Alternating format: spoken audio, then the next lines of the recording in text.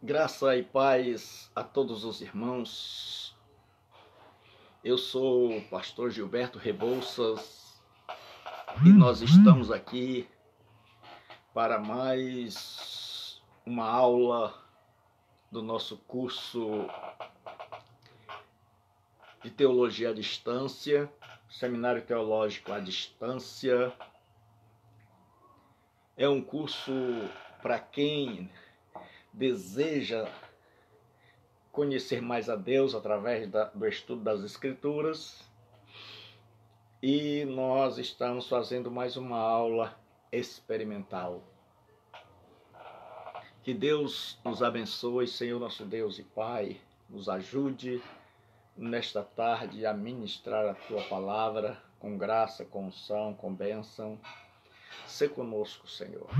Sê conosco nos ajudando, sê conosco nos abençoando, sê conosco dirigindo os nossos passos. Pai, em nome de Jesus Cristo, Teu Filho, é que nós pedimos a Deus. Abençoa, meu Pai, a cada irmão, a cada irmã, a cada vida, Senhor, que vai estar conosco nesta tarde. Estenda, meu Pai, as Tuas mãos para nos abençoar. Espírito Santo, abençoe esse computador, abençoe tudo que aqui está, para que juntos possamos estudar a Tua Palavra. Fale conosco em nome de Jesus Cristo, nosso Senhor. Amém. Graça e paz a todos os irmãos. Que Deus nos abençoe nesta tarde. Iniciamos mais uma aula, a segunda aula do Seminário Teológico à Distância. A disciplina que nós estamos vendo é Teologia Sistemática, e dentro da Teologia Sistemática nós estamos vendo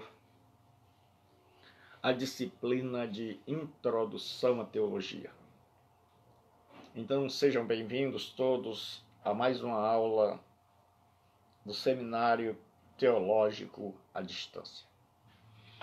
Se você quer se matricular neste curso, nós vamos deixar o WhatsApp 9203 7604. 9203 7604. Então nós estaremos iniciando mais uma aula, a aula dentro da teologia sistemática, e nós estamos estudando a introdução bíblica, as Escrituras, o estudo das Escrituras. Então, que a graça e a paz de nosso Senhor Jesus Cristo seja com cada vida, cada irmão, cada irmã. Esse é um curso voltado para quem quer estudar as Escrituras e não pode estar dentro de uma sala de aula. Ou você quer, Deus abençoe a irmã Roberta, e você não pode. Esse é um curso acessível a você. Esse é um curso de teologia. E a nossa teologia é uma teologia conservadora, uma teologia que crê que a Bíblia é a palavra de Deus, que crê em milagres, que crê que Deus interfere nas nossas vidas, que Ele nos abençoa. E nós estamos pedindo a você que está aí do outro lado que mande um zap, como sempre a gente pede, para alguns amigos do seu grupo e diga: olha, rapaz, tem uma live que é uma aula à distância com o reverendo Gilberto Rebouças, e nós estamos para mais uma aula. E nós vamos ler a palavra de Deus, nosso Pai, para que a gente possa começar a nossa aula de hoje. Abra comigo a sua Bíblia, se você está com uma aí. Abra comigo a sua Bíblia no capítulo 1º capítulo da segunda carta do apóstolo Pedro. 1ª de Pedro, capítulo 1, versículos 20 e 21. Primeira carta do apóstolo Pedro, capítulo 1, versículos 20 e 21. Leiamos a palavra do Senhor nosso Deus. Sabendo primeiramente isto, que nenhuma profecia da Escritura é de particular interpretação, porque a profecia nunca foi produzida por vontade de homem algum, mas os homens santos de Deus falaram, inspirados pelo Espírito Santo. Deus nos abençoe, porque a profecia nunca foi produzida por vontade de homem algum, mas os homens santos de Deus falaram, movidos pelo Espírito Santo. Segunda carta de Pedro, capítulo 1, e o versículo de número 20 e 21. Então hoje nós estamos para mais uma aula de introdução bíblica. Nós já vimos na primeira aula, que você pode ver lá no meu canal no YouTube, Gilberto Rebouças, tudo minúsculo. Você clica no YouTube, Gilberto Rebouças. E se você quer se matricular, você manda um zap para mim, 9203-7604, e nós acertamos a sua matrícula e enviaremos para você o material. O material vai gratuitamente. Então, na aula passada, nós vimos a Bíblia e sua história. Nós vimos a etimologia, de onde vem o nome Bíblia. E nós vimos que esse nome consta da capa, da Escritura. E esse nome foi dado à Escritura por um homem chamado João Crisóstomo. Crisóstomo quer dizer boca de ouro, porque ele era um grande pregador e um excelente estudioso das Escrituras. Então, ele, vendo a língua grega, ele percebeu que um livro era chamado de biblos. Um livrinho, ou um livro pequeno, era chamado de biblion. E vários livrinhos, vários livros pequenos, eram chamados de Bíblia. E aí, ele achou esse nome interessante e ele aplicou esse nome às Escrituras. Ele aplicou esse nome às Escrituras. E aí, de lá para cá, nós vimos que esse nome ficou na capa das nossas Bíblias. Sim. Bíblia Sagrada.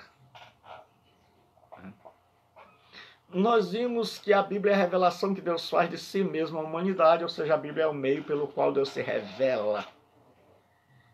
Então, o meio mais confiável de revelação é a Bíblia Sagrada. Se você quer conhecer a Deus, o meio mediante o qual Deus escolheu para se revelar é a Bíblia Sagrada. Nós vimos que esse nome Bíblia tem na capa, e é um nome muito apropriado. E dentro da Bíblia nós vimos que ela é chamada de Escritura ou Escrituras. que Jesus vai dizer, nunca leste na Escritura, que ele vai ler, dizer, não conhecendo as Escrituras. Então é chamado de Escritura, ou Escrituras no plural. É chamado também de Sagradas Escrituras, ou Santas Escrituras, que Deus prometeu nas Sagradas Escrituras. Se você tem seu material de aula aí, nós estamos na página de número 4.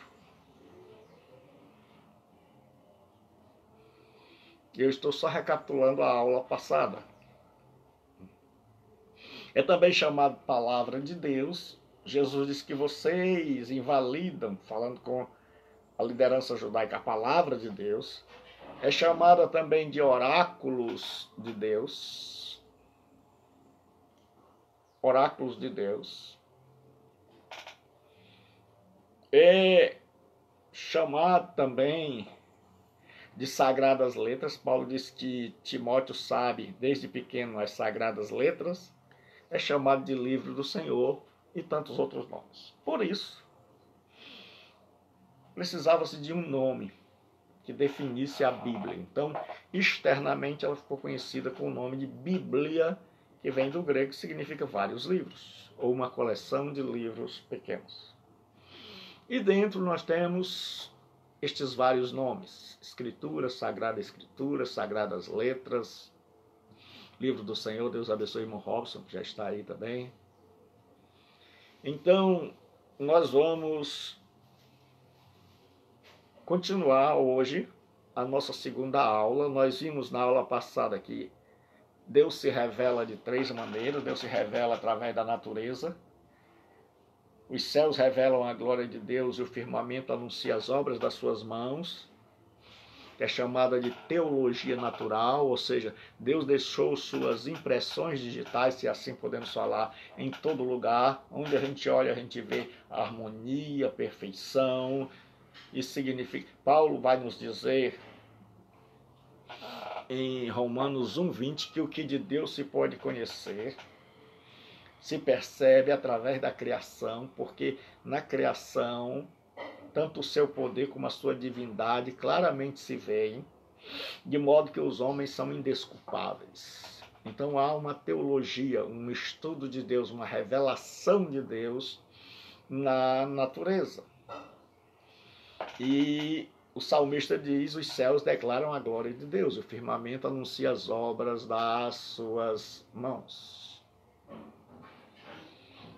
Então, essa é a revelação geral, mas o homem, por causa da queda, torceu a revelação geral e, ao invés de adorar o Deus que criou a natureza, adora a própria natureza, adora o sol, a lua, os rios, o mar, cachoeiras. Então, Deus continua se revelando através da natureza, mas Deus optou por se revelar através da Escritura e foi se revelando a homens e ordenando a estes que deixassem escrito para a posteridade. E é o que nós chamamos de revelação especial. Então tem a revelação geral na natureza, a revelação especial nas Escrituras. Então a Escritura é a forma mais segura de se conhecer a Deus. E nós temos a revelação pessoal, que foi através da pessoa de Jesus. E o Verbo se fez carne, habitou entre nós e vimos a sua glória. Quem vê a mim, vê o Pai. Então nós vimos que há 3 maneiras de Deus se revelar. A geral, através da natureza. A especial, através da Bíblia.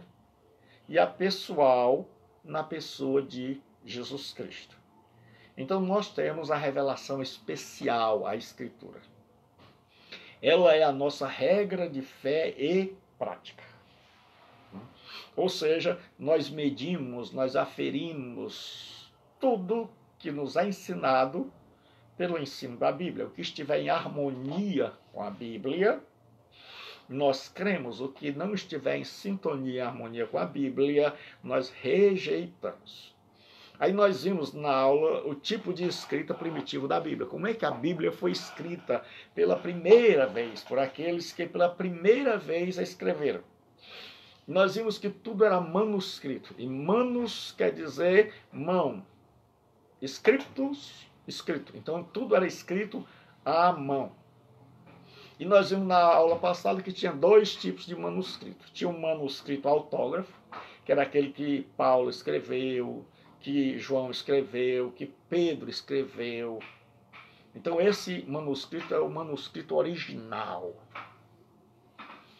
E Paulo escrevia uma carta, ela ia para Éfeso, e aí começou a surgirem os apógrafos.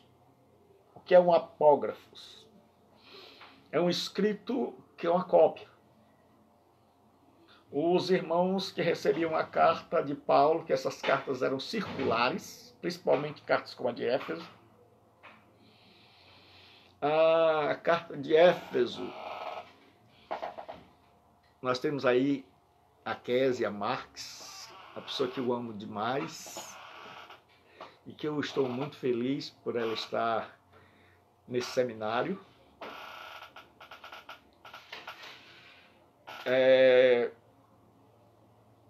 Nós temos, meus irmãos, dois tipos de escrita primitiva da Bíblia. Então, era tudo manuscrito e tinha os autógrafos, que eram os manuscritos originais, escritos por Paulo, Pedro, Tiago, João, Mateus, Lucas, Marcos. E quando eles escreveram esses escritos, os irmãos das igrejas, para preservarem a Bíblia, e graças a Deus que Deus deu a Bíblia aos judeus, porque eles gostavam de copiar.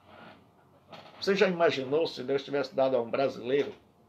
Como é que nós tínhamos a Bíblia hoje? Beleza, B-L-Z, ninguém entenderia nada. Gente, porque a gente tem preguiça de copiar.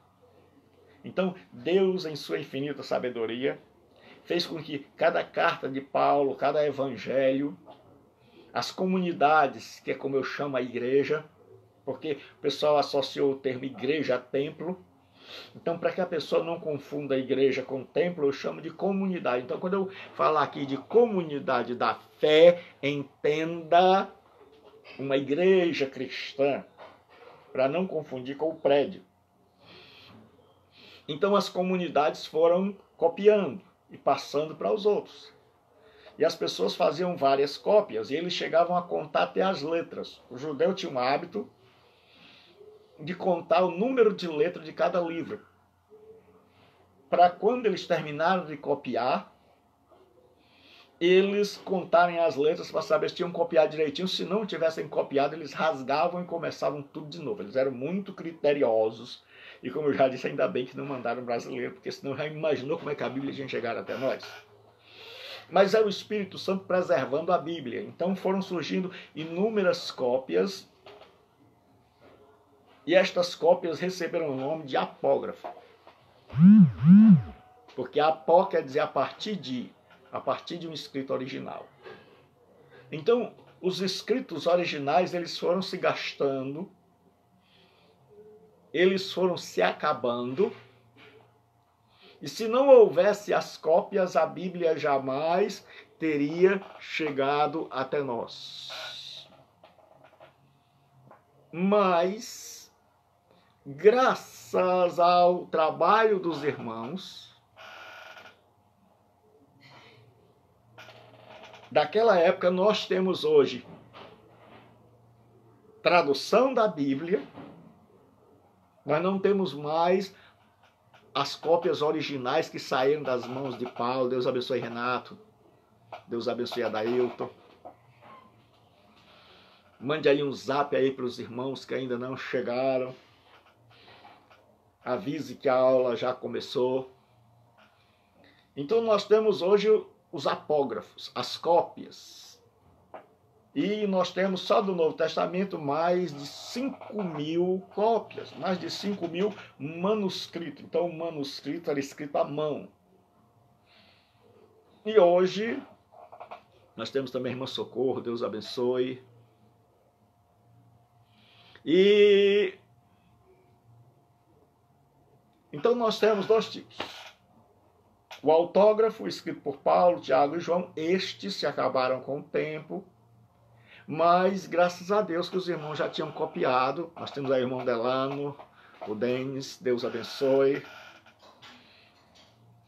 E nós temos hoje apógrafos, que são cópias fiéis aos originais.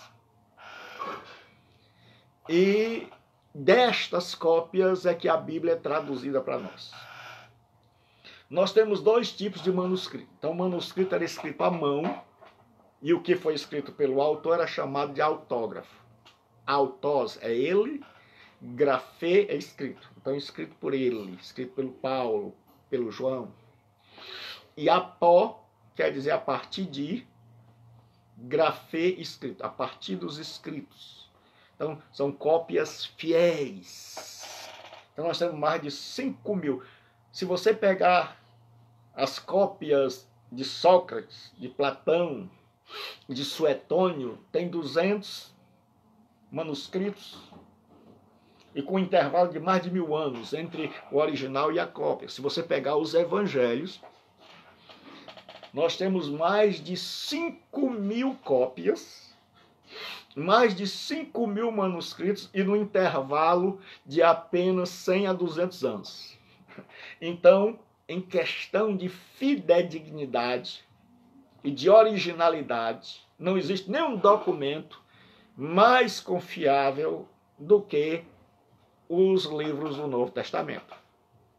Então você pode crer com segurança na Escritura, porque teologia não esfria. Teologia é um estudo acerca de Deus. O que a teologia faz? Ela nos amadurece. Paulo diz, quando eu era menino, pensava como menino, raciocinava como menino, mas logo que cheguei a ser adulto, acabei com as coisas de menino. Quando a gente é criança, os mais velhos, os pais, fazem medo a gente com coisas que não existem. Aqui no Ceará, o famoso babau, né? À noite, dizendo que tem alma, e a criança acredita. Já vi marmanjo correr com medo de pessoa coberta com lençol. Mas à medida que você amadurece, não adianta mais a pessoa chegar para você e dizer, olha, cuidado com o babau.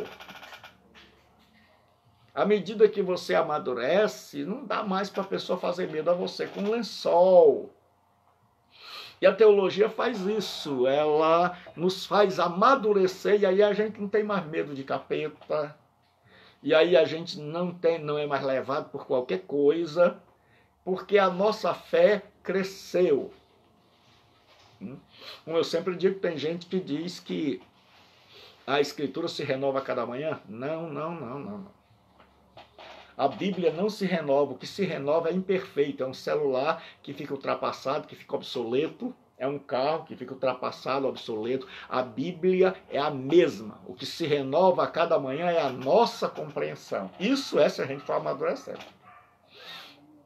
Então, à medida que a gente amadurece, a nossa compreensão cresce. Então, o objetivo da nossa teologia, do estudo acerca de Deus, porque nós não estudamos a Bíblia, a gente deixar bem claro, nós não somos estudantes da Bíblia. A Bíblia não é um fim. Nós somos estudantes de Deus.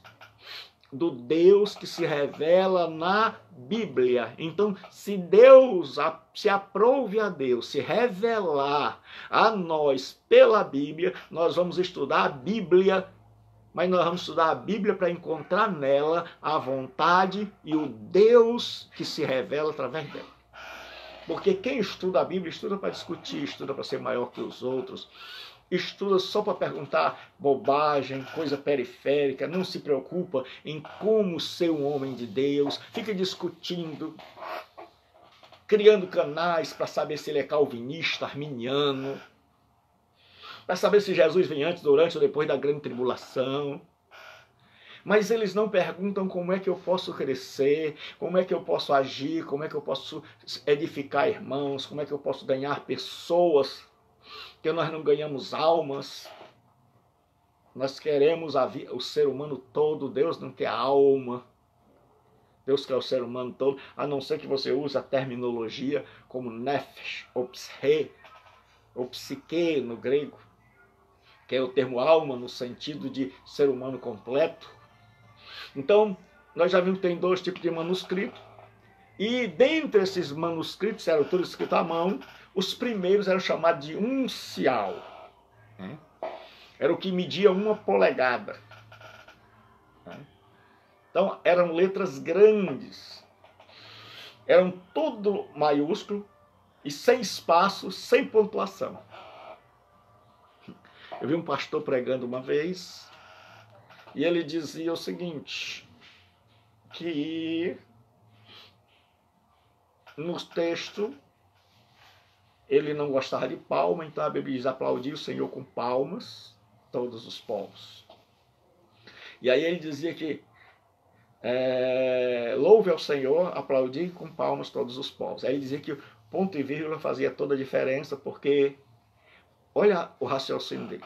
Para Deus, como ele queria, porque existem 2 tipos de coisas que eu deixar bem claro para vocês. Existe exegese, eis é para dentro, e regeomai é conduzir. Então, exegese é quando a gente conduz o nosso pensamento para dentro da Bíblia e faz ela dizer aquilo que nós queremos que ela diga. Isso chama-se exegese. Exegese vem de ek, para fora de, e regeomai, conduzir para fora. Então, a exegese, a verdadeira interpretação, ela tira da Bíblia. A exegese coloca dentro faz a Bíblia dizer o que eu quero. Se você não souber de Bíblia, qualquer pessoa pode fazer você acreditar no que ele quer. Por exemplo, um pastor, ele viu os irmãos jogando bola e ele preparou um sermão para a noite, porque ele não gostava de jogo de futebol. E você tem o direito de não gostar ou de gostar, é um critério seu. Mas olha o sermão que ele preparou. Ele disse: irmãos, eu vou pregar sobre 5 pontos, porque o crente não pode jogar bola. E a moçada, a meninada, os rapazes, tudo ali. Ele diz: primeiro, Jesus falou para a bola. Segundo, Jesus falou: tirai a trave. Terceiro, Jesus falou: lançai as redes. Quarto, Jesus falou: o campo é o mundo. E quinto, Jesus disse que o juiz era iníquo. Então, ele disse 5 pontos. E eu pergunto a você, tem isso na Bíblia? Tem. Mas está falando de futebol? Porque não é parabola, é parábola. Era uma história comum da época para ilustrar. A trave era a trave do olho. Era um cisco no olho que impedia a visão. Mas um cisco de dimensão astronômica, hiperbólica. A rede era a rede de pesca. O juiz é o juiz de uma cidade que uma senhora de idade vai buscar nele justiça. O campo, que é o mundo, é onde é plantada a semente. Então não tem nada a ver com futebol. Então você vê por esse simples exemplo como é possível qualquer pessoa torcer. Deus abençoe o irmão César, o Tiago, na aula.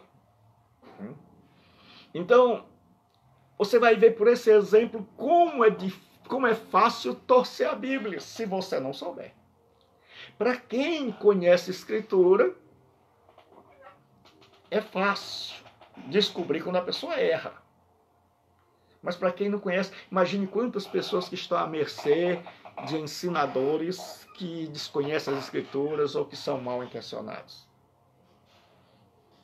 Você pode dizer que o diabo se converteu. Como assim, pastor Gilberto? Porque a Bíblia diz que o diabo se transforma em anjo de luz. E você vai ver lá no monte, lá no templo, na hora da tentação, como o diabo diz. Ele cita a Bíblia. Porque tem muita gente que acha que colocando o Salmo 91 na porta, o diabo não vai entrar na casa, e colocando a Bíblia aberta ali vai afugentar. Mas o diabo conhece esse salmo, citou para Jesus.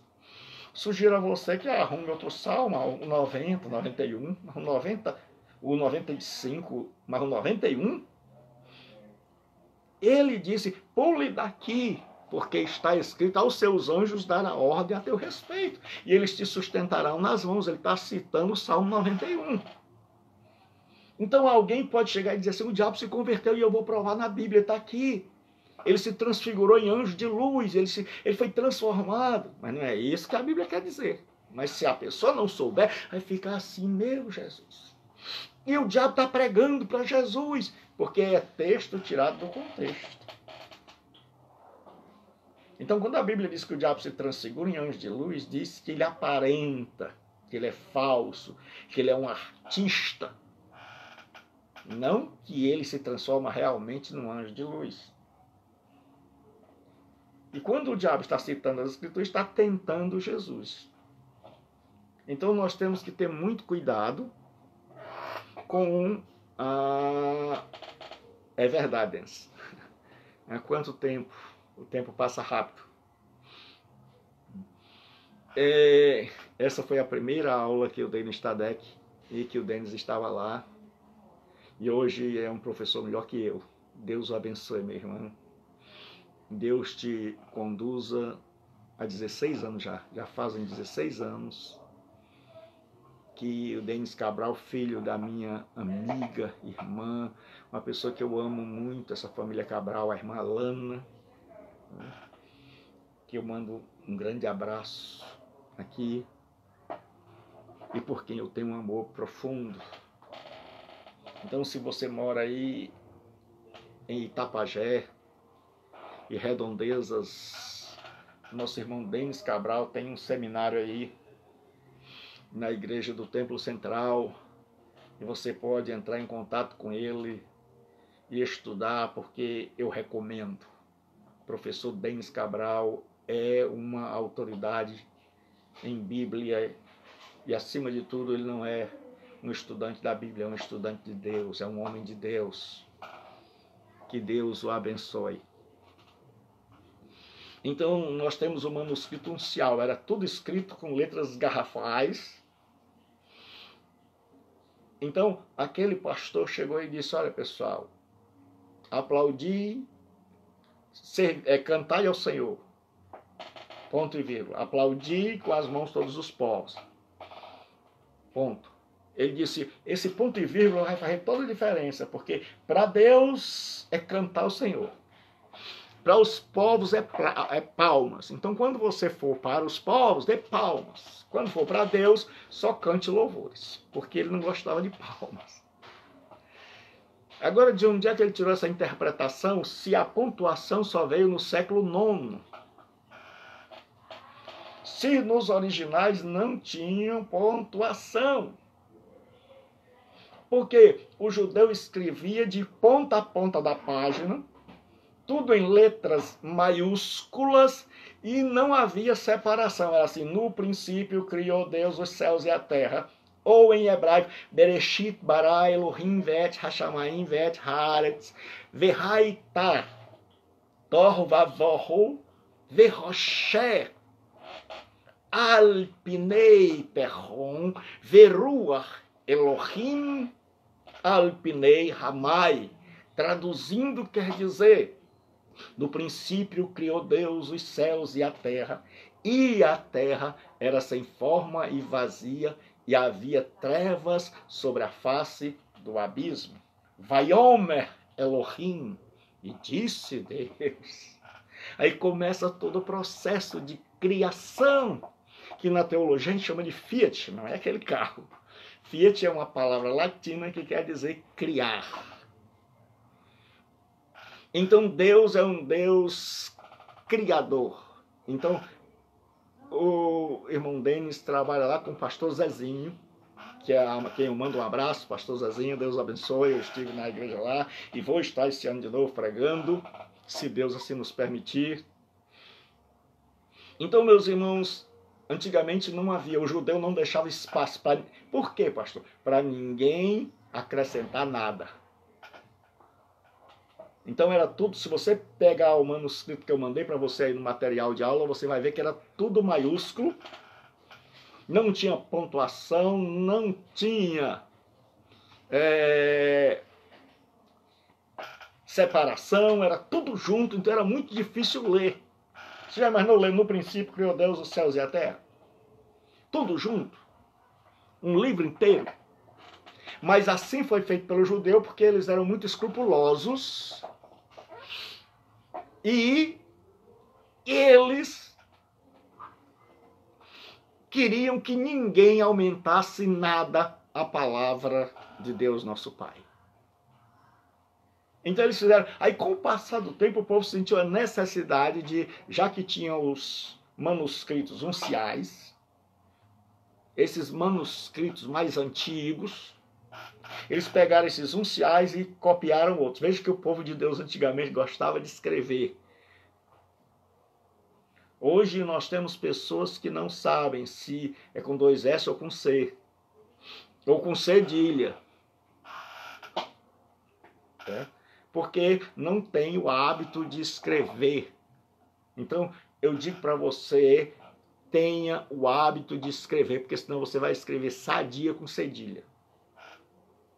Porque eu tenho visto pessoas escreverem ruim, porque nós não temos o hábito de escrever. Então o judeu, ele tinha o hábito de escrever. Então Deus abençoe o César, está lá na Tejuçoca. Nós temos o Delano, que está na Bélgica. Então Deus abençoe hoje, Delano, sai dormir mais cedo. Porque hoje nós estamos mais cedo. Então, com o passar do tempo, eles tinham muitos manuscritos unciais, com letras maiúsculas, sem separação, eles resolveram escrever cursivo. É como nós temos hoje, com letras minúsculas, que cursivo quer dizer de carreirinha, com separação entre as palavras e com pontuação. Aí sim, depois de muito tempo, pegaram os manuscritos, que você pode ver aí um manuscrito original, tem aí o manuscrito uncial, você já pode até ler, está em hebraico. Aí você vai dizer assim, que é isso, professor? Está em hebraico. Daí a pouco você vai poder ler. Malech é a primeira palavra que está aí. Asher. Taquim. Aliur. Então você vai poder ler em hebraico. E tem aí um manuscrito cursivo, que já é menor, separado. Então, hoje o que nós temos são manuscritos cursivos, ou seja, manuscritos já com separação, com pontuação. Mas antes não havia a questão da pontuação. Aí, os materiais primitivos da Bíblia. Nós já vimos que ela foi escrita à mão, em letra maiúscula, tudo junto, chamado uncial. Esse manuscrito é chamado uncial, então o povo guardava no lugar. E o manuscrito cursivo, que ficava mais fácil para as pessoas novas entenderem. E agora, qual era o tipo de material em que eles escreveram esses livros? O primeiro era chamado de papiro. O papiro era extraído de uma planta aquática. Eu tenho um papiro aqui.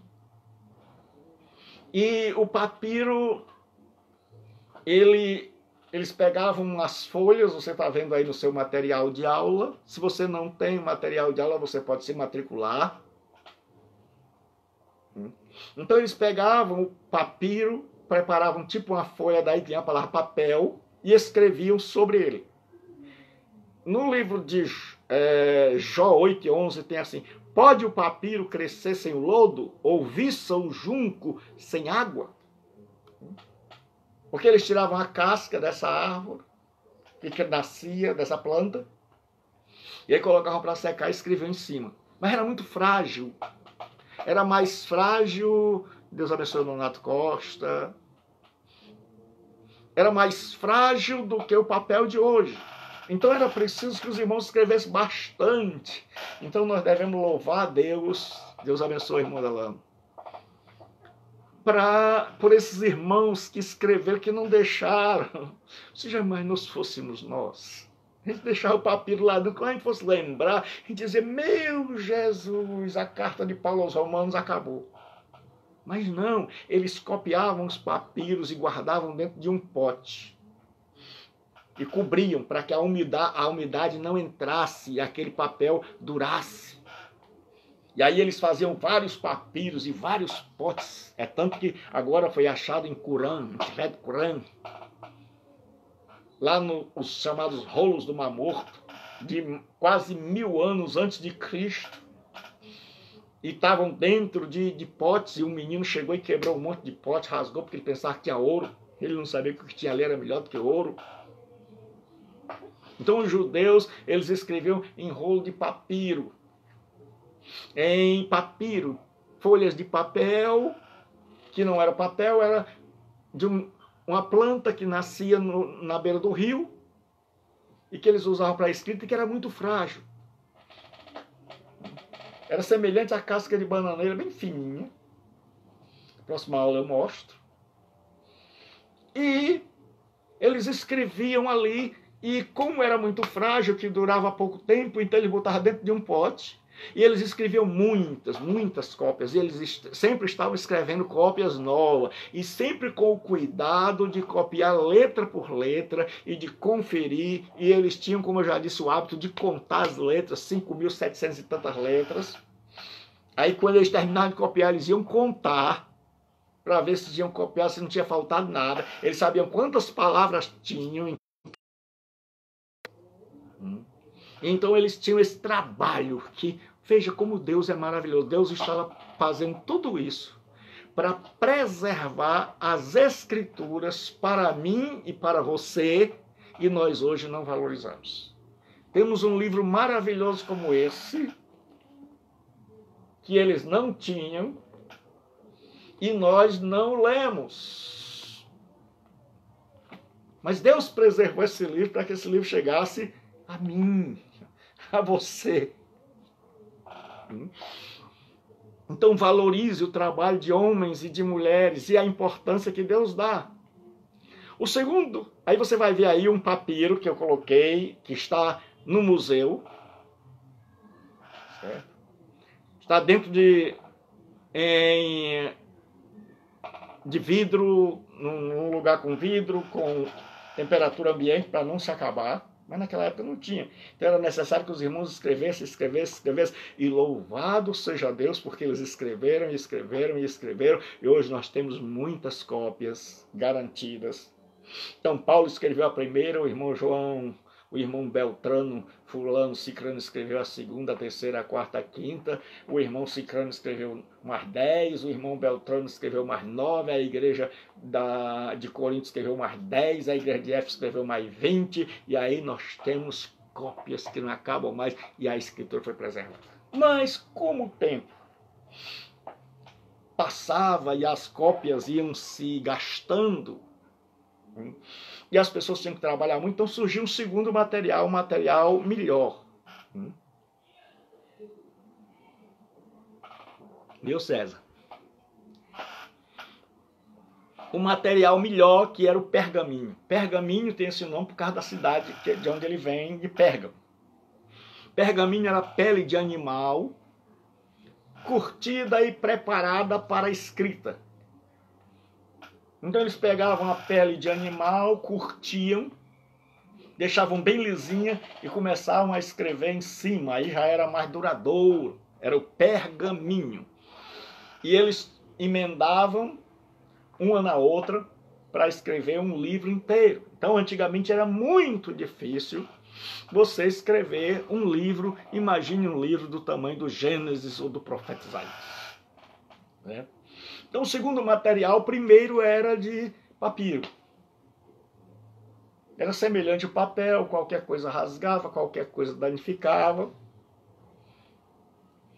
Mas o segundo já era mais duradouro porque era de pele de animais. Se você tem um material aí, você está vendo a figura do papiro.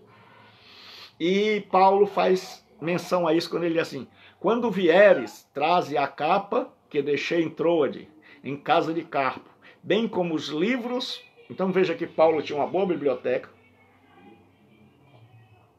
E ele diz assim, e especialmente os pergaminhos. Se fosse uma linguagem de hoje, ele dizia, traga meus livros e principalmente a minha Bíblia. Porque é maravilhoso você aprender com outros que estudaram mais do que nós. Mas você nunca pode esquecer que o principal livro do estudante é a Bíblia. Então agora o material, a Bíblia estava escrita em duas maneiras. Em dois materiais. O papiro se gastava muito rápido, mas levava os irmãos a escreverem.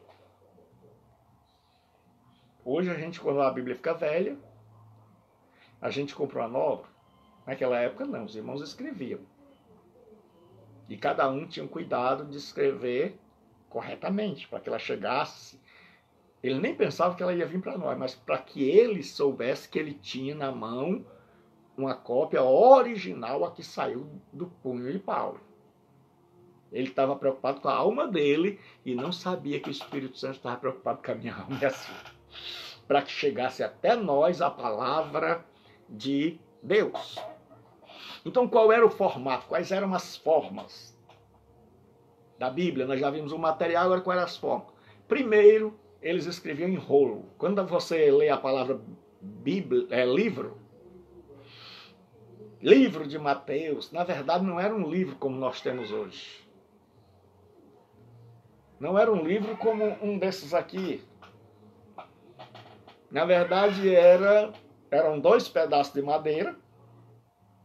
E aí o povo colava, eles colavam o papiro ou o pergaminho. E eles iam escrevendo. E depois eles enrolavam e fechavam.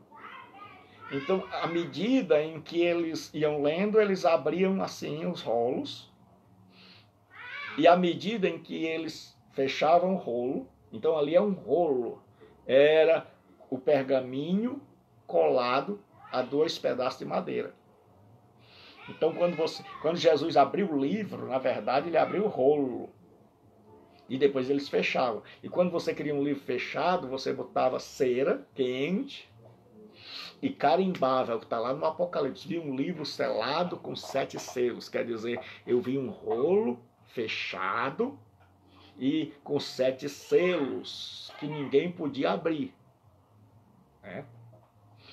Então, imagine agora um texto em hebraico e os rolos tinham de 9 a 11 metros.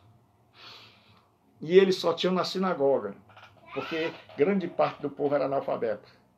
Por isso que Jesus disse assim, ouviste o que foi dito, porque aquele povo, quando Jesus está dizendo ouviste o que foi dito, Jesus está dizendo, vocês foram ensinados assim. Porque quando Jesus fala das escrituras, ele fala gegrapitai, que quer dizer está escrito.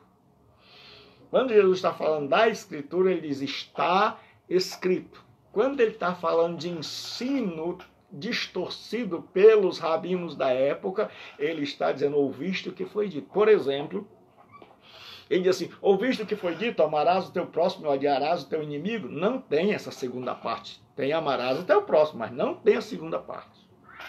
A segunda parte foi a interpretação rabínica. E aí, quando Jesus está ensinando, ele está voltando para a Bíblia. Ele não está sendo contra o Antigo Testamento, mas ele está fazendo uma interpretação correta, porque fizeram uma interpretação incorreta. E estudar teologia é isso. É você buscar uma interpretação correta em meio a tantas interpretações. Certo?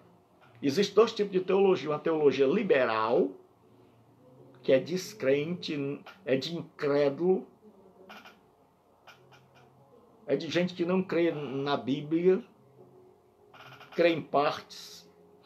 é de gente que não crê em milagre, e existe a teologia conservadora, que é a teologia que usamos e defendemos, que crê na intervenção de Deus, que a Bíblia é a palavra de Deus, que Deus faz milagres, que Deus age, sem contudo negar a razão. Porque a fé não pede que nós neguemos a razão. Fé e razão devem caminhar juntas, porque o Deus da fé é o Deus da razão. Então o que acontece? Tinha os rolos. E Jesus chegou numa sinagoga e deram a ele o rolo do profeta Isaías. Agora imagine um rolo com 9 metros. E Jesus achou o capítulo 61. Naquela época não tinha capítulo. Muito tempo depois é que estudiosos resolveram, rapaz, vamos dividir a Bíblia em capítulos. Que você vai ver aqui. Depois outro disse, rapaz, vamos dividir os capítulos em versículos. Mas nos dias de Jesus não tinha capítulo nem versículo. E Jesus abriu um livro e foi abrindo, até achar o texto que hoje nós temos como Isaías 61. O Espírito do Senhor está sobre mim. Jesus era bom de Bíblia. Você já imaginou um crente de hoje que não lê a Bíblia, que a maioria dos crentes que eu conheço não tem o hábito de ler, e quando lê é só por desencargo de consciência, diz eu vou ler um versículo, abre aqui e fecha. Nunca abre a Bíblia assim, porque contaram para um homem e disseram, olha rapaz, a Bíblia é a palavra de Deus, quando você tiver problema, faça uma oração, ora a palavra de Deus e Deus vai falar com você. E como problema não falta, assim que veio o problema, comprou uma Bíblia e disse, Deus, eu estou com um problema, fale comigo. Abriu a Bíblia, onde deu o dedão, ele leu. E Judas foi se enforcar. Ele disse, vixe, não é possível, irmão, eu devo ter orado errado.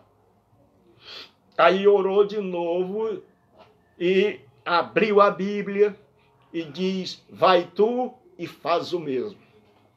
E ele disse, vixe, ficou meio pirado. Disse, não, vou orar uma terceira vez.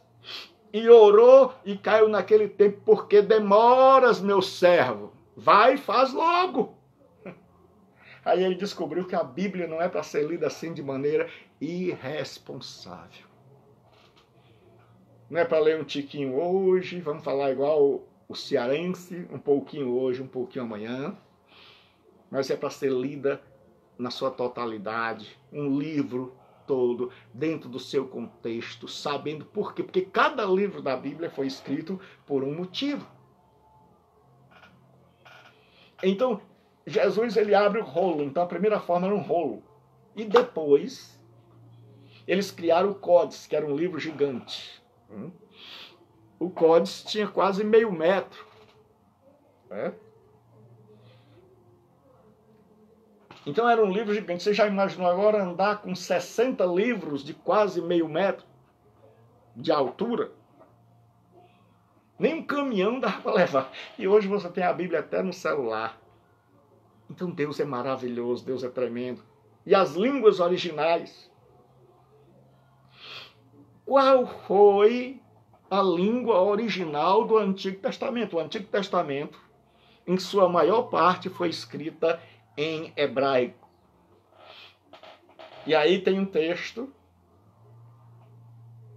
onde ele diz assim, Ashrei Raish, Asher Lo Halah, Baatzah, Rechaim, Uvederech, Hataim, Lo Amad, Uve Moshav, Letzim, Lo Yashar, que traduzido quer dizer, Ashrei é bem-aventurado, semelhante às bem-aventuranças.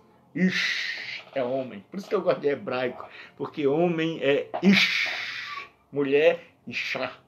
Homem é Ish, mulher Ishá. Então na Bíblia, quando a gente quer dizer assim, homem e mulher, diz assim, Verraish, Verraishá, ou Raish, Verraishá.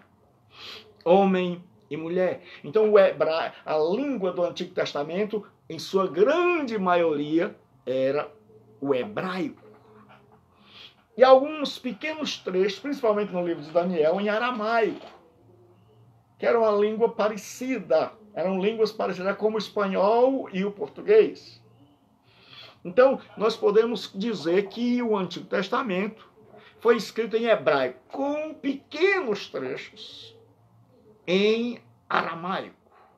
E que todos eles foram preservados até hoje.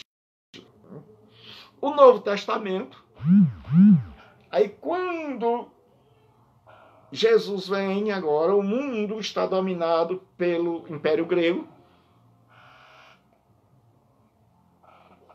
E aí, você que tem o material aí, o Novo Testamento vai ser escrito em grego. Aí tem aí, enarque en hologos, kai hologos en prostonteon, kai theos en hologos. Quer dizer, enarque, no princípio, en hologos era o verbo. Kai hologos em prostonteon, e o verbo estava face a face com Deus. Kai theos en hologos, e o verbo era Deus. Então, o Antigo Testamento foi escrito em hebraico, com algumas pequenas porções em aramaico. O Novo foi traduzido em grego. Você que está vendo aí, está dizendo assim, meu Deus, o que é isso? Certo? Aqui eu tenho a Tanarra. A Tanarra é a Bíblia em hebraico. Se você ler aí, você vai ver que não dá para compreender nada. Certo? Ela é assim, é a Tanarra. É a Bíblia em hebraico.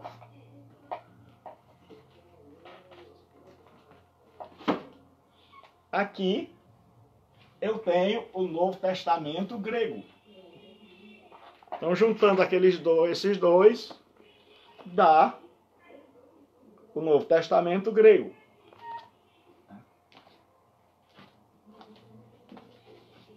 Para a gente poder conferir se o que as pessoas estão nos ensinando é verdade ou não. Porque hoje tem muita gente de má fé ensinando, e tem também gente de boa fé, mas sem conhecimento.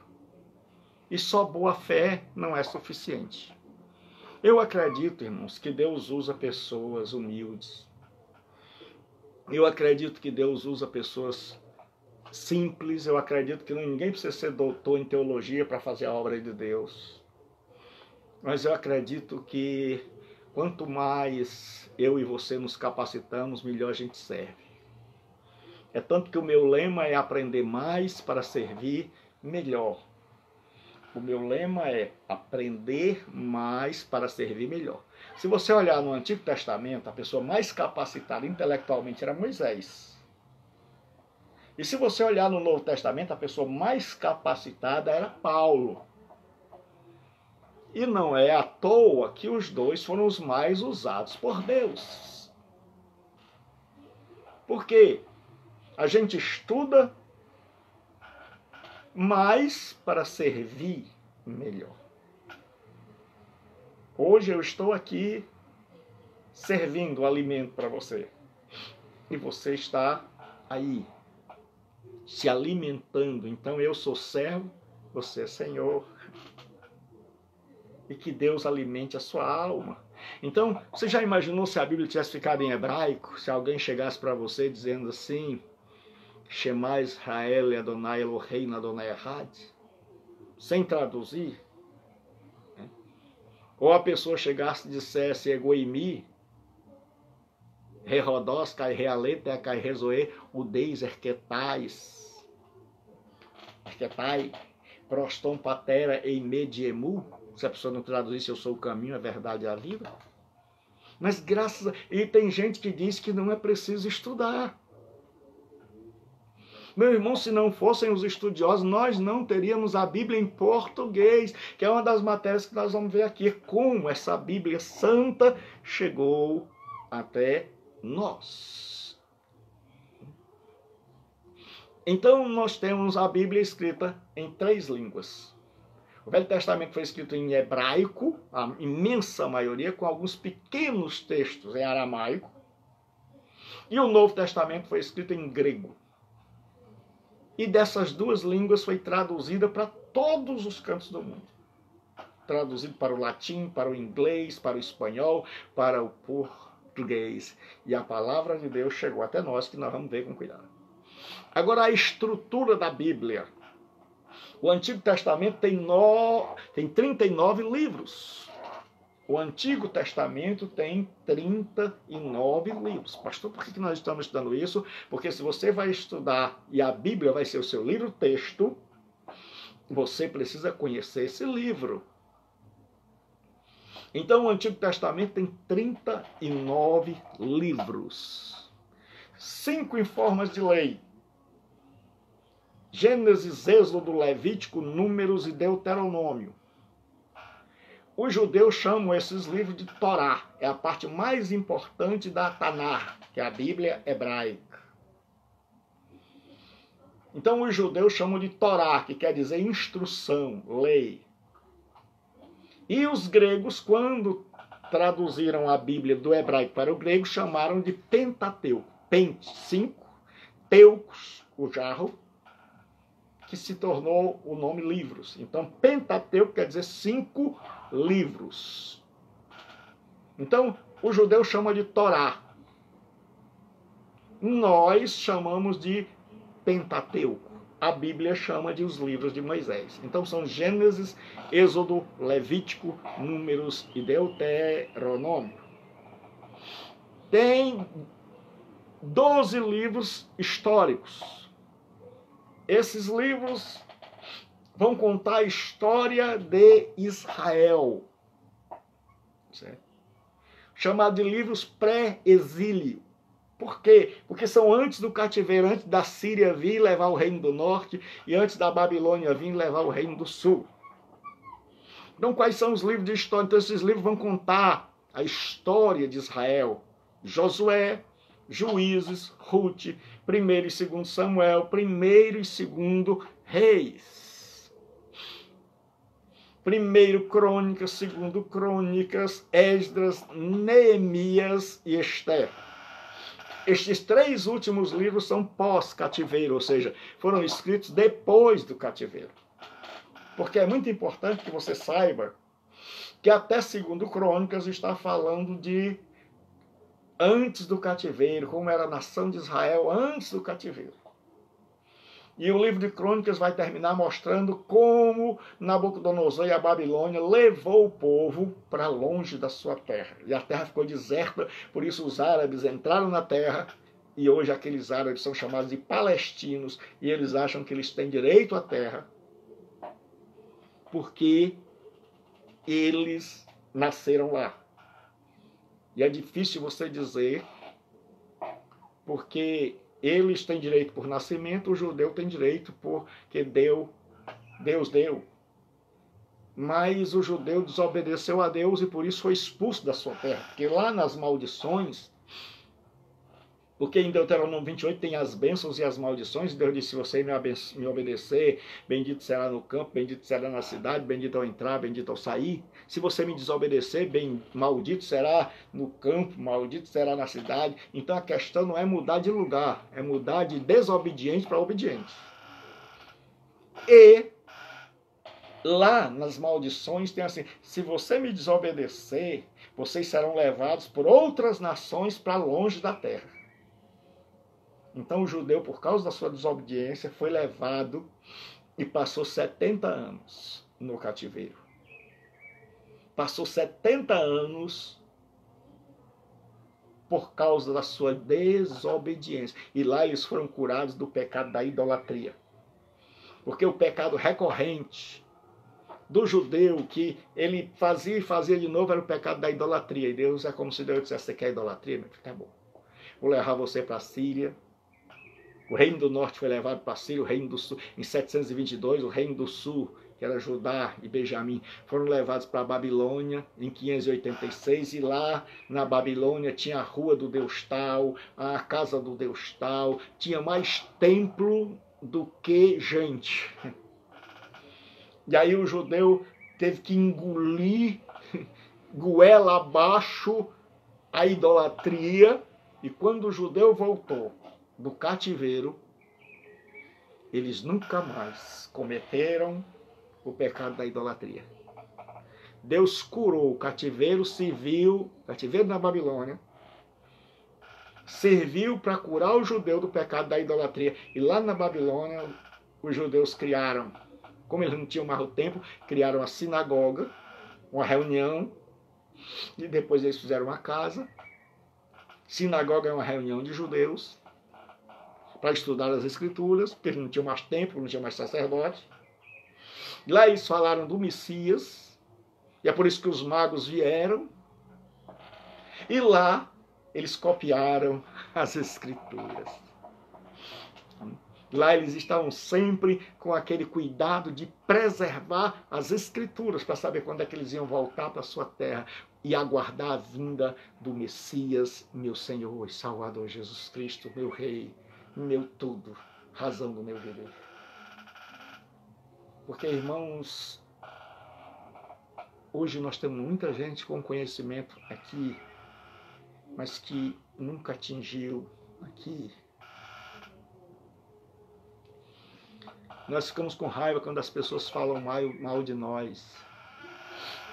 Mas se você estudar a Bíblia, você vai ver que nós somos seres depravados, que nós somos seres pecaminosos, que o pecado corrompeu todo o nosso ser. Então quem está falando mal de nós nem conhece, graças a Deus, porque senão ele falava pior. E você acredita que nós somos pecadores, mas quando as pessoas falam, você fica doido. Todos nós ficamos assim. Porque muitas vezes a gente conhece uma coisa, mas não acredita naquilo. E eu espero que a teologia exposta aqui seja uma teologia que você aprende, mas que acredita e coloca em prática. Então nós temos os livros pós-cativeiro, Esdras, Neemias e Esté. Aí você vai ver que Esdras e Neemias eles voltam para Jerusalém e Esté fica lá. E aí os judeus agora estão divididos em dois grupos de judeu. O judeu que está fora da Palestina, chamado de judeu da diáspora. Eles falam grego, eles têm a cultura grega, eles conseguiram ficar lá porque nem todos quiseram voltar. Eles aprenderam lá a comerciar. O judeu era pastoril, cuidava de ovelha, então era pobrezinho lá, eles aprenderam a trabalhar com comércio, então prosperaram. E aí muitos deles não quiseram mais voltar. E quem voltou foram os sacerdotes e aquele povo que não tinha conseguido muita coisa lá e que queria voltar para sua terra. Então quando voltaram os pobres. E eles foram reconstruir uma cidade deserta, destruída e cheia de inimigo. E os samaritanos, para acabar de ajeitar, vão lá e dizem, vocês querem a nossa ajuda? E eles dizem, não. E aí pronto, os samaritanos ficam com raiva. Aí começa aquela inimizade entre judeus e samaritanos, que ela vai começar bem antes, quando os assírios levam Israel para fora da sua terra, e eles trazem pessoas de outras terras e botam ali dentro de Israel, na região da Samaria. E aí os judeus que ficam lá, os israelitas que ficam lá, casam com esses pagãos e aí vira um povo mestiço. Então quem mora na Judéia, que é a parte sul, não se dá com o samaritano, porque diz, samaritano já não é mais um judeu fiel. É pela metade. É um judeu meia boca. Já é um mestiço, já não era mais um judeu legítimo. Por isso há uma dificuldade. Então, tem os livros poéticos. Então preste atenção para você ver como é importante. Uma coisa é interpretar um livro em forma de lei. Outra coisa é em forma de história. Forma de história é mais fácil. Josué cercou a Jericó. Então ali é mais fácil porque ele está contando a história. E está contando a história do ponto de vista do observador. Porque a Bíblia vai dizer que Josué ordenou que parasse o sol e a lua. E nós sabemos que quem parou não foi o sol e a lua.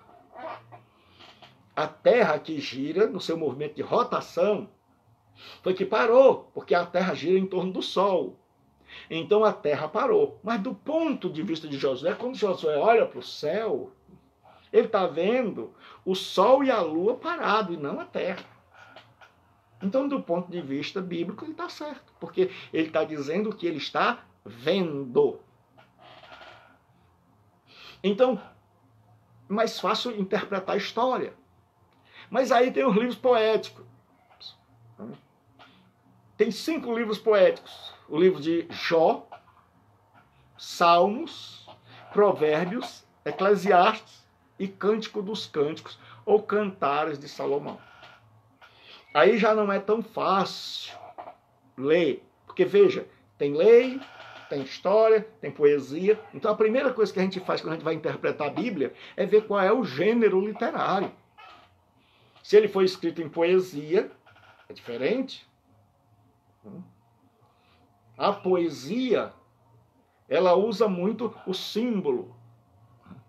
Você vai ver que a Bíblia diz assim, e as árvores do campo baterão palmas. A gente diz assim, como? Árvore batendo palma? Era uma maneira poética de dizer que os pagãos, que todas as nações da terra iriam aplaudir ao Senhor. E diz nos livros que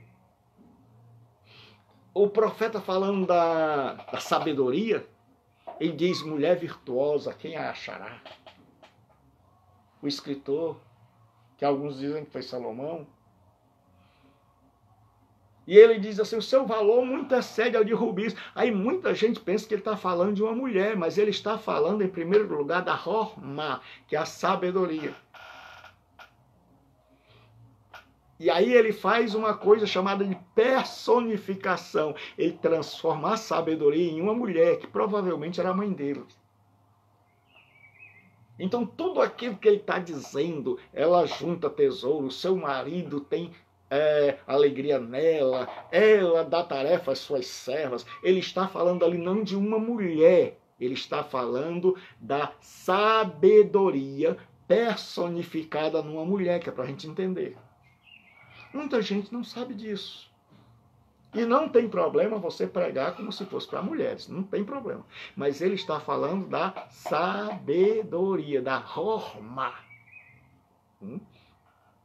E ele pega a sabedoria e transforma a sabedoria numa mulher. Porque o livro de Provérbios é o livro que ensina. Foi escrito para ensinar o jovem a ter sabedoria para viver na idade adulta. Porque depois de Provérbios, nós vamos ver Cântico dos Cânticos, que é um hino de casamento. Certo?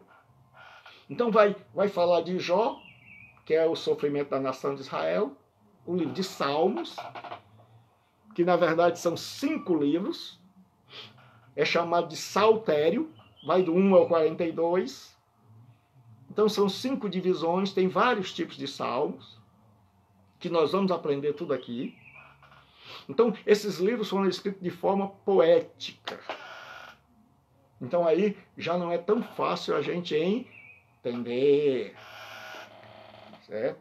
Então, ele vai muitas vezes dizer de forma poética. Por exemplo, em Cantares de Salomão, ele diz, jardim fechado és tu, amada minha. Era uma maneira poética de dizer que a moça era virgem.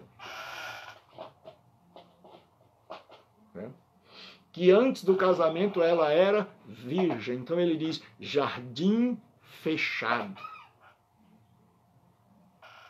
Então tem muita gente que ainda diz assim, eu não preciso estudar, porque o Espírito Santo me revela.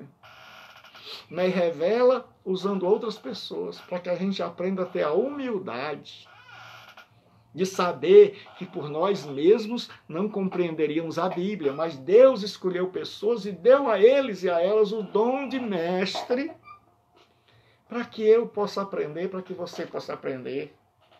Porque tem muito mais gente que sabe mais do que eu e tem muita gente que sabe menos. E eu quero fazer a minha parte de transmitir para você. Então, tantas vezes a pessoa... Por exemplo, você pega um texto como tem uma religião que diz que Jesus foi criado. E eu não vou citar o nome de nenhuma religião aqui por respeito. por ética. Aí você vai saber quem são.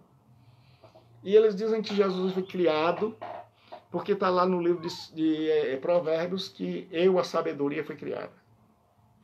Geralmente, quando eles vêm conversar comigo, eles dizem, olha, você acredita que Jesus é a sabedoria? Eu já sei para onde é que eles vão, creio. Ele diz, então abra sua Bíblia comigo aqui em Provérbios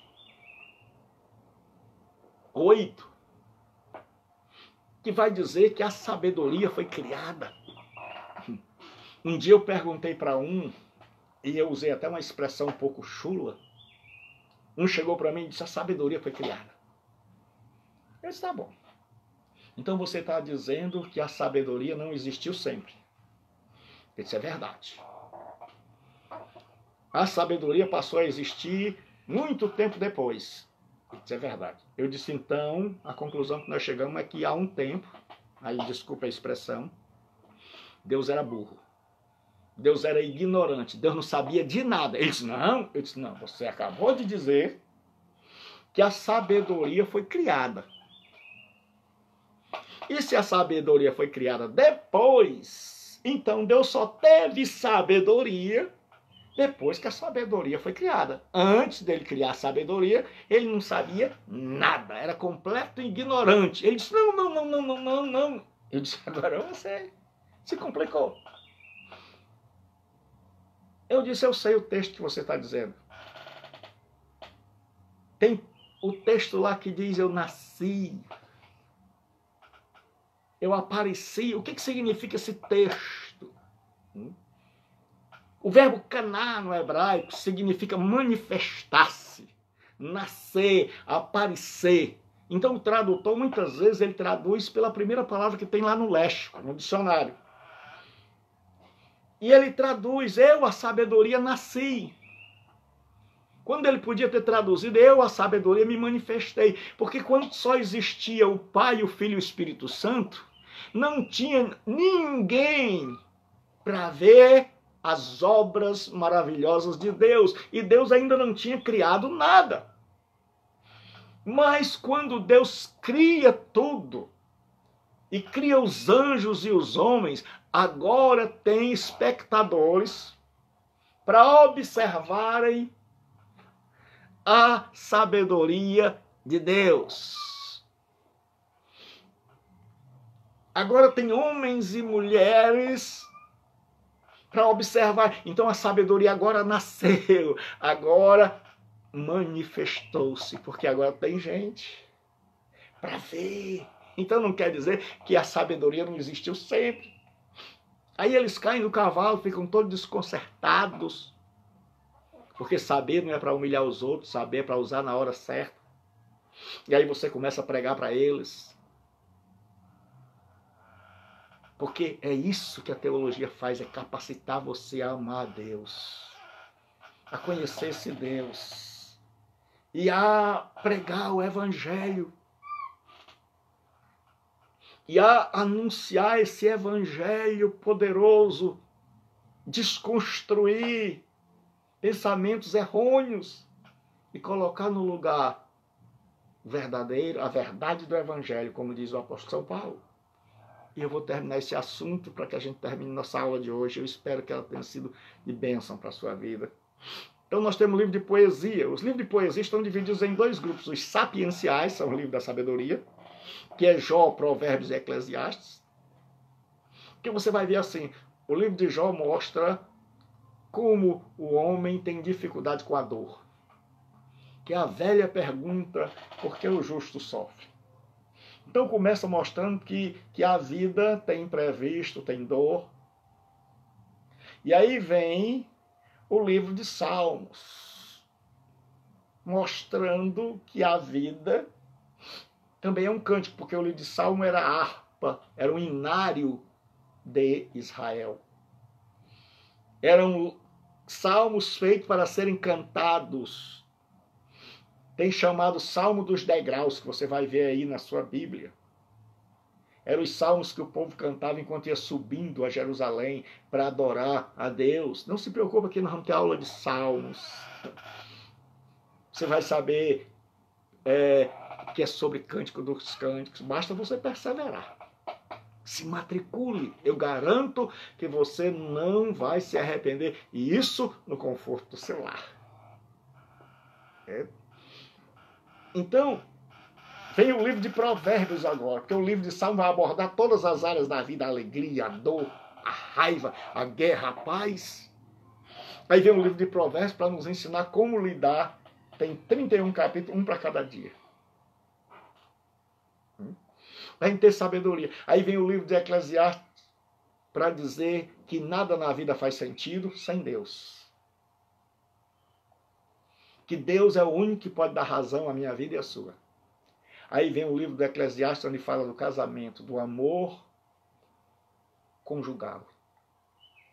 E espiritualmente do amor de Deus por Israel, do amor de Cristo pela igreja.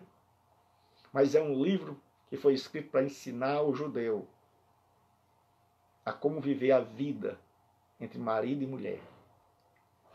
Tinha um livro de Provérbios para ensinar, o Salmo para ensinar a cantar, o livro de Jó para ensinar que a vida não é feita só de alegria, que a vida muitas vezes tem dor, dor, dor, dor.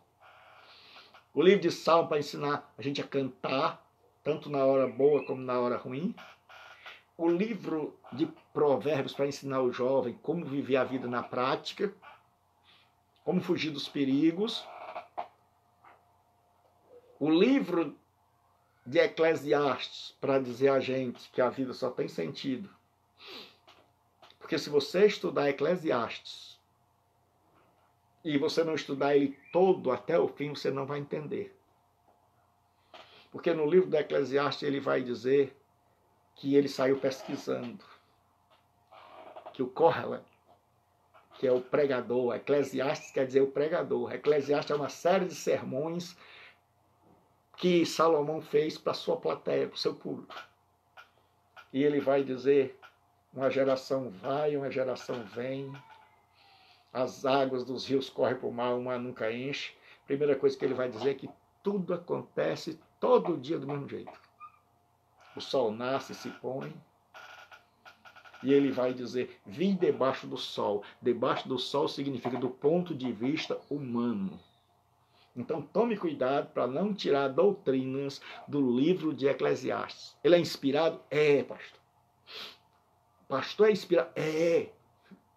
Mas para você entender, tem que ler do princípio ao fim. Porque só lá na conclusão é que ele vai dar a resposta. E você vai estudar ele comigo aqui. Porque lá no final, ele vai dizer, quando tiverem caindo os teus filhos, em algumas traduções, caindo ali, é cair os dentes. É quando a pessoa já está velha. Quando desatar o cordão de prata, é porque os judeus, quando caíam as coisas, significa que estava velha e que já estava prestes, aquele cordão tinha se desfiado de gasto pelo tempo.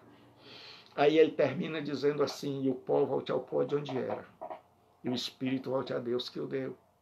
Então ali ele está caminhando, e aí ele diz assim, jovem, tema a Deus e guarde os seus mandamentos. Aí você vai entender o livro de Provérbios, porque ele vai dizer que ele foi para a farra, ele disse, nada neguei aos meus olhos. Ele vai dizer que ele construiu tudo, mas nada disso, nem a sabedoria, nem as construções, nem a farra, nem o dinheiro, deu a ele sentido para a vida. Até que no fim ele descobre, antes da morte, antes de cair os dentes, ele diz, se você observar, você vai ver lá. Aí ele vai terminar dizendo, a conclusão é essa, teme a Deus e guarde seus mandamentos. Salomão morreu crente, porque esse livro é o último que ele escreveu. Ele se desviou por causa das mulheres estrangeiras, e aí depois ele voltou. Porque a Escritura diz, ensina o teu filho o caminho que deve andar. Porque a melhor hora de você educar alguém não é quando já está velho, como eu. É quando ele está novo. Ensine seus filhos enquanto estão novos. A Bíblia não está dizendo que eles não vão se desviar. A Bíblia está dizendo que a melhor hora para ensinar o filho, a filha, é quando ele é pequeno. Porque o cérebro dele está em formação. E depois que aquilo ali foi ensinado, ele jamais esquecerá. Jamais sairá da cabeça dele o que a mãe e o pai ensinaram quando ele ainda era criança. Então, nós temos os cânticos, que eram os salmos, e o livro de Cantares. Cantares era um livro para ser cantado na Páscoa. Então, o judeu cantava o livro de Cantares. Nós temos 17 livros de profecias, divididos em profetas maiores e profetas menores. Nós já vamos terminar. Vamos ter uma aula de 1h30 e vamos terminar. E você, como é que você faz? Você, durante a semana, vai ser postado no YouTube, no meu canal Gilberto Rebouças. Você clica lá no sininho, tem um sininho, você clica no sininho para você saber se sempre tiver uma aula, mesmo que você perdeu, que não deu para você assistir, e eu peço a você, santifique esses horários, guarde esse horário. Não coloque outra coisa nesses horários. Quinta-feira à noite, às 20 horas. E no sábado, porque eu dou aula no sábado também, no outro seminário. Mas enquanto estiver nessa pandemia, eu vou estar dando aula 2 vezes. Então, guarde esses horários para você estudar a palavra de Deus, convide outra pessoa. Então, nós temos os profetas maiores, porque são 5. Isaías, Jeremias, Lamentações, Ezequiel e Daniel. Por que eles são chamados de profetas maiores? Não é porque eles eram maiores do que os outros, mais importante, não é porque eles escreveram mais. E tem 12 profetas menores, são os últimos. E por que eles são chamados de profetas menores? Porque os livros deles são assim. E na Bíblia hebraica, não existe 12 profetas menores. Existe um livro só, com 12 profetas dentro, porque eles tinham um rolo de 9 a 11 metros, que cabia todos esses livros pequenos. E quais são os livros? E eu sugiro para você decorar, que você vá de 3 em 3. Oséias, Joel, Amós. Obadias, Jonas, Miqueias. Naum, Abacuque, Sofonias. Ageu, Zacarias e Malaquias. Certo? Então nós vamos lá de novo, eu e as crianças, eu e os bebês. Certo? Oséias, Joel, Amós. Obadias, Jonas, Miqueias. Naum, Abacuque, Sofonias. Ageu, Zacarias e Malaquias. Então nós temos que entender o seguinte: como é que vai nos ajudar aí o gráfico que você está vendo? Que Isaías, Jeremias e Lamentações foram escritos antes do exílio na Babilônia. Já Ezequiel e Daniel foram escritos quando o povo estava lá na Babilônia. Então vai fazer sentido agora para sua cabeça. Daniel, lá na Babilônia, está escrevendo sobre a Babilônia, a Pérsia, a Grécia. Ele vê uma estátua, o rei Nabucodonosor vê uma estátua. A cabeça é a Babilônia. Os peitos com 2 braços, forte como eu estou, né? Estou forte. Quem me viu magrinho, conhece mais hoje, né? Então, tinha a cabeça de ouro, os peitos e os braços, que eram o império da Média e da Pérsia, que derrubou a Babilônia. O ventre de bronze, que era a Grécia, as pernas e os pés de ferro, que era Roma. Então, Ezequiel está profetizando lá no cativeiro, está profetizando para as nações. Ezequiel foi um sacerdote que Deus deixou ir com o povo, para que o povo não se desviasse, para que tivesse alguém. Aí Ezequiel vê a glória saindo do templo, a Kavod, que a palavra Shekinah não tem na Bíblia hebraica. Shekinah, que é a manifestação da glória de Deus, é um termo cunhado pelos judeus, feito pelos judeus, elaborado pelos judeus, depois que a Bíblia foi encerrada. Mas no hebraico a palavra lá é Kavod. Kavod Elohim, a glória de Deus. É um texto genitivo. Então ele vê a glória de Deus saindo do templo. Ou seja, Israel pecou, a glória foi embora. E aí ele vê a glória de Deus voltando, a kavod, voltando. E aí ele é esperança para o judeu sabe, Deus nos deixou ir, mas Deus vai voltar. Esse Deus que leva é o Deus que traz. Aí você vai entender o livro do profeta Oséias, quando Deus diz, vos espalharei, e a palavra lá, espalhar, quer dizer espalhar para juntar depois. É a linguagem de um plantador, de um agricultor, que semeia e que depois vai colher. E Deus estava semeando Israel no meio das nações, para que Israel amadurecesse, crescesse, assim como Deus está semeando a mim e a você, para que a gente possa crescer e amadurecer. E aí nós temos os livros dos profetas menores, que são pré-exílio. Ou seja, de Oséias a Sofonias, eles foram escritos antes do povo ir para o cativeiro. Então já vai fazer diferença quando você for interpretar. Quando você interpreta Joel, é antes do cativeiro. Oséias é antes do cativeiro. Deus usou todos esses profetas para Israel não ir para o cativeiro. Mas como eles não quiseram ouvir, então eles foram levados em 722 pela Assíria, o reino do norte, com 10 tribos. E em 586 veio a Babilônia e levou o resto, o reino do sul, com 2 tribos. E quem voltou, voltou só o reino do sul. Por isso que eles são chamados de judeus. Eles são chamados de hebreus, porque hebreu quer dizer quem veio do outro lado do rio. E Abraão era o hebreu. Quando eles chegam na terra, eles passam a se chamar israelitas, porque eles formam a nação de Israel. E porque eles são divididos em 2 reinos, e o reino de Israel se torna corrompido, pagão, abraça a idolatria, e quem fica fiel ao reino de Judá, eles passam a ser chamados de judeus.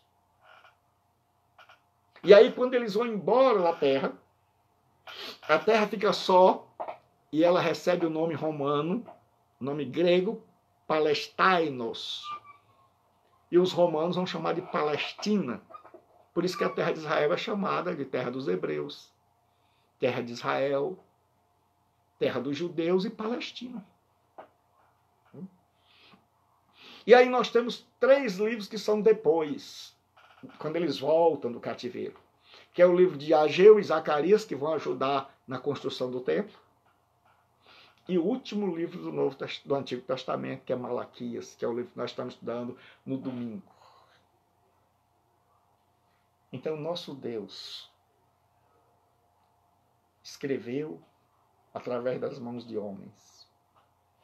E hoje Ele quer escrever através da minha vida e da sua. Deus deixou pronto para mim e para você. Qual é o valor que nós temos dado a esse santo livro? Será que nós temos tido a responsabilidade de estudá-lo? Será que você vai agarrar essa chance que Deus está dando? Então matricule-se aí, manda um zap, eu vou botar o zap aí embaixo. Esta aula vai ficar gravada para você ouvir, porque um irmão me deu uma sugestão e eu disse, irmão, e foi uma sugestão muito boa, de gravar em pequenas partes, porque o povo tem dificuldade de ver texto longo, e é verdade.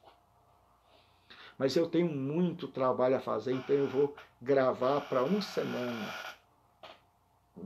E durante essa semana, até o sábado que vem, até a quinta que vem à noite, você vai ter oportunidade, porque quinta à noite de novo, aqui pelo mesmo bate-canal, nós estaremos dando continuidade, e eu creio que você estará amando mais a Bíblia, valorizando mais a Bíblia, lendo mais a Bíblia, porque o Ministério da Saúde Espiritual adverte. Ler a Bíblia faz bem à vida espiritual. O Ministério da Saúde Espiritual adverte: ler a Bíblia faz bem à vida espiritual. Então esta aula vai ser postada no YouTube, Gilberto Rebouças, lá no meu canal. E ela vai ter o logotipozinho que você já sabe, para você acertar direto. E você, durante a semana, pode ir ouvindo devagar, porque eu fico até de madrugada ouvindo a palavra de Deus, eu boto aqui, e eu fico até de madrugada, e isso tem me ajudado no sono. Eu boto para ler o livro de Malaquias, porque hoje, graças a Deus, nós temos muita gente lendo a Bíblia para nós. Hoje a coisa está tão fácil, que você tem Cid Moreira, você tem um monte de gente para ler a Bíblia, não tem crente que não lê. Tem gente que lê para você. Se você tem preguiça de ler, clica lá no seu celular, bota um fonezinho no ouvido. Eu boto assim. Tem um monte de pastores que eu gosto, que são pastores cheios da graça, tementes a Deus e, acima de tudo, com conhecimento profundo. Então eu boto aqui antes de dormir, e aí eu vou dormir à tarde, me deleitando e dizendo: ó Pai, muito obrigado. Então, que Deus abençoe sua vida. Se você quer se matricular neste curso, faça sua matrícula. Este curso custa R$50 apenas. A mensalidade e R$50 a matrícula. E você vai receber de graça o material. Mas o mais importante é o conhecimento que você vai ter. Então o Zap, eu vou colocar embaixo, mas eu vou dizer que o Zap é 9203-7604. 9203-7604. Aqui de Fortaleza, vou dizer de novo: 9203-7604. 9203-7604. Coloca aí, pessoal, por favor, nos seus comentários. 9203-7604. Então, deixe seu comentário. Vá lá no YouTube, aí tem a minha página. Essa é a página Comunidade Evangélica. Essa página no Facebook. É uma página que eu criei para ser uma igreja no seu lar. Você pode chegar lá e curtir. O curso, pessoal, vai ser um curso que vai depender, vai ser como o EJA, ensino de jovens e adultos. Vai depender dos alunos. Estão me perguntando quantos anos. É para, em média, durar 4 anos, mas vai depender do aluno estudar, dele se esforçar, porque muitos alunos querem só que o professor ensine e não querem ler. Não existe nenhum curso que preste se o aluno não fizer a parte dele. Só existe um curso que presta quando o professor abre a porta do conhecimento e o aluno entra, e o aluno começa a ler. Porque se o aluno esperar para quinta-feira, às 20 horas, a gente ter a terceira aula, aí ele já esqueceu tudo que eu disse aqui. Porque eu sempre digo a quem me pergunta: qual é a melhor faculdade? Eu digo: a faculdade onde os alunos estudam. É claro que ter um bom professor ajuda, mas um bom professor, muito obrigado, Tatá. Está aí o Zap, 9203-7604. Muito obrigado, irmão César. Você me liga hoje, custa apenas R$50 a matrícula e 50 a mensalidade. Então, você pode estudar a palavra de Deus comigo. E à medida que você estuda, que você se dedica, a gente vai intensificando. É porque a gente vai começar devagar.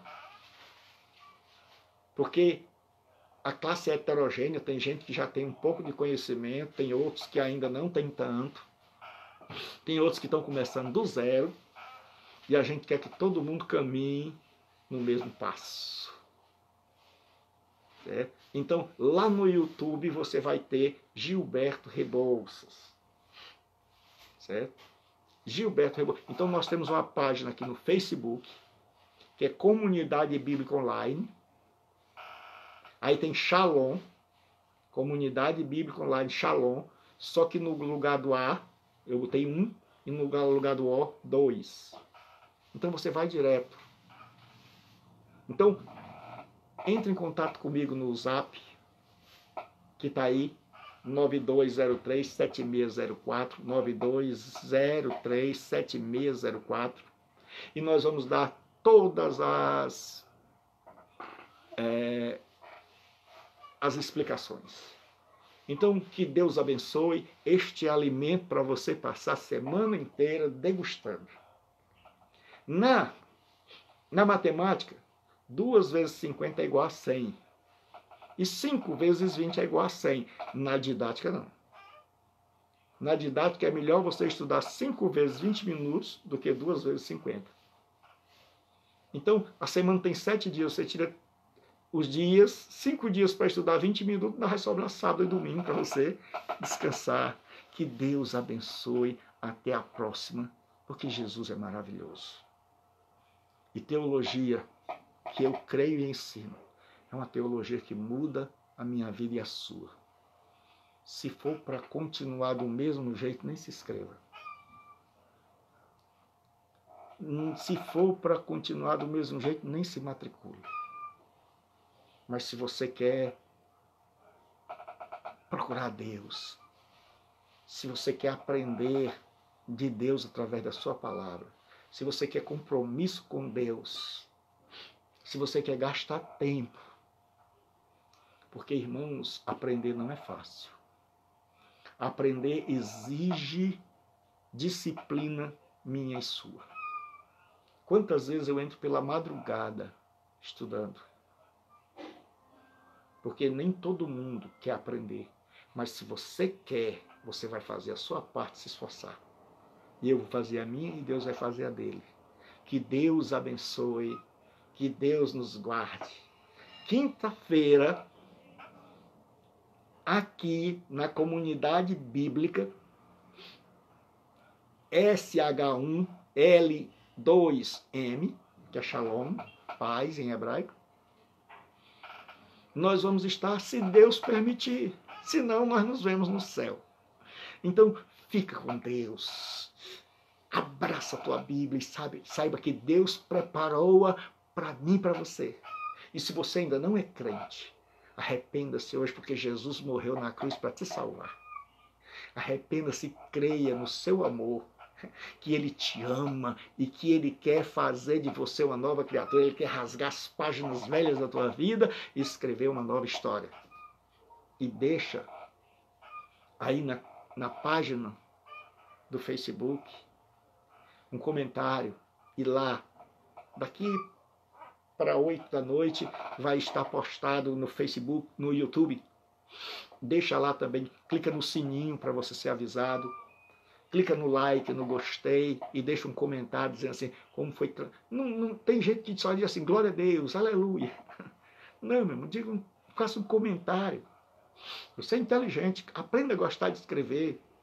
Diga assim, fui edificado, isso eu não sabia, isso eu fiquei com dúvida. Coloque suas dúvidas lá nos comentários, tanto na página do Facebook, como no canal, e eu estarei respondendo na próxima aula. Então, até a próxima. Que Deus nos abençoe. Aqui Gilberto Rebouças. Aí você, filho e filha de Deus, abençoado hoje e sempre. Amém.